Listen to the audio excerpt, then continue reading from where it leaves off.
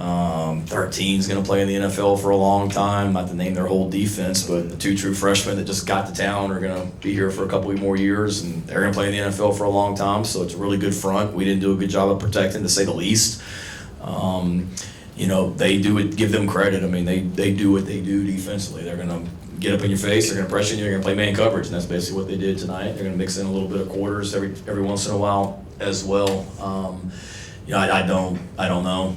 He was certainly under duress, and we didn't do a great job of giving him time. And certainly, he'll be the first to tell you that he likes some throws back. But also, we've been challenging our guys, our receivers and tight ends and running backs all week, that because of the way Clemson plays defense, there's going to be a lot of opportunities for competitive catches where the ball's there and it's a bang bang play, and we got to make them. And it looked like they made a lot more of the competitive plays at defensive back against our pass catchers tonight than we made the catches. We got to help Spencer out too when we get opportunities to make plays.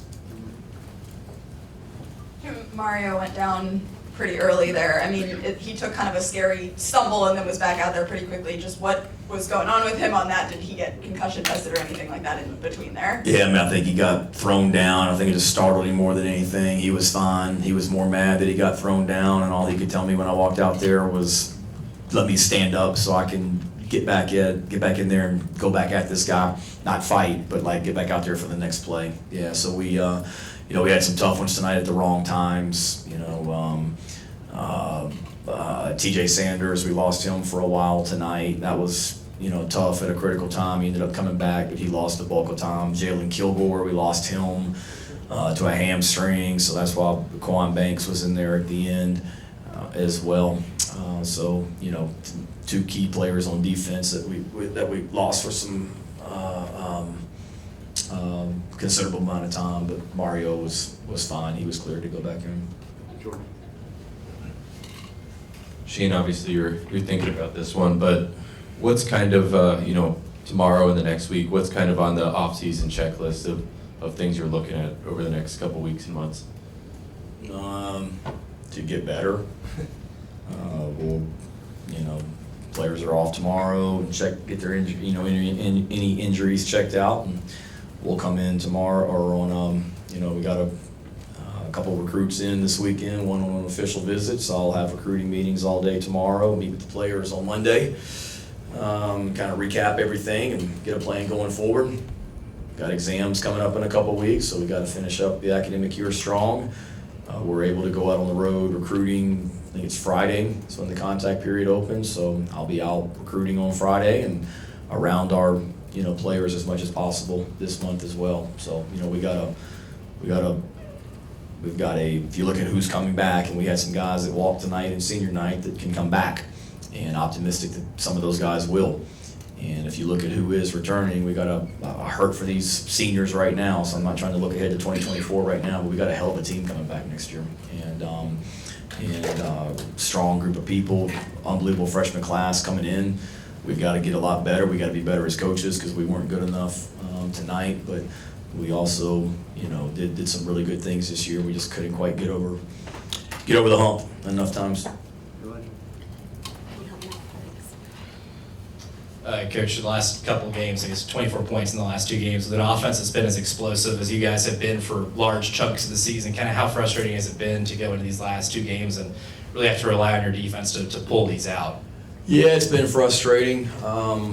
You look at, you go back to played really well offensively against Florida, but if you look at Missouri and you look at Texas A&M and then you look at Kentucky last week, we just weren't explosive, efficient, productive enough. I mean, it's hard in the SEC to score points, but we did not play great offensively down the stretch, and that's disappointing. Defense started playing better at the end of the year, and offensively we didn't do enough. We did enough to win last week, but it wasn't pretty. And then tonight we didn't do nearly enough, which is tough, especially with a quarterback like Spencer as well. So we certainly got to be better, coaches and players, all 3 phases. And to answer Jordan's question, that's what we're getting back to work on is recruiting and how to get better, because we gotta be better. Go back, Matt.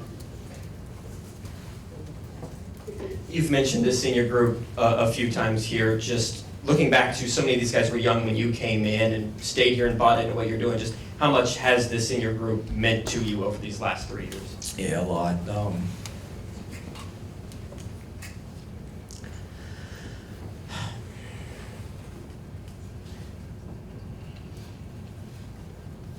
We talked. Sorry.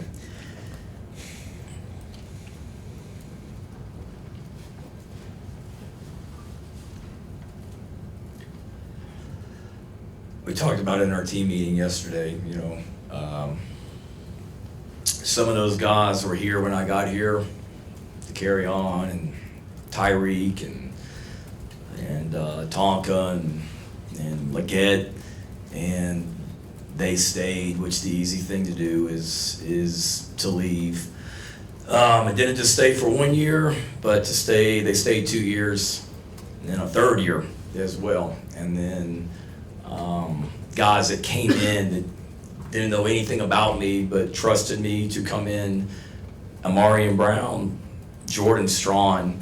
I mean, I can remember sitting in my bedroom in Norman, Oklahoma, doing a Zoom with Amarian and his dad, trying to convince them, not quite sure what our offense is going to look like, but we want you to come play football at South Carolina. And he trusted us and came in. So they're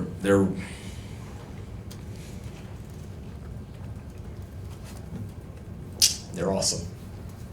Vice Chairman. Shane, kind of going off of that, just what are you going to remember most about this team and the guys in this locker room, guys in that locker room?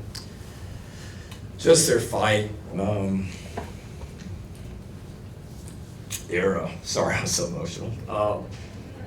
They're a great group of guys. And went through a lot this year, the injuries, throughout the year, they just kept hanging in there. And if any team had a reason to just throw in the towel and say, you know what, it just ain't our year.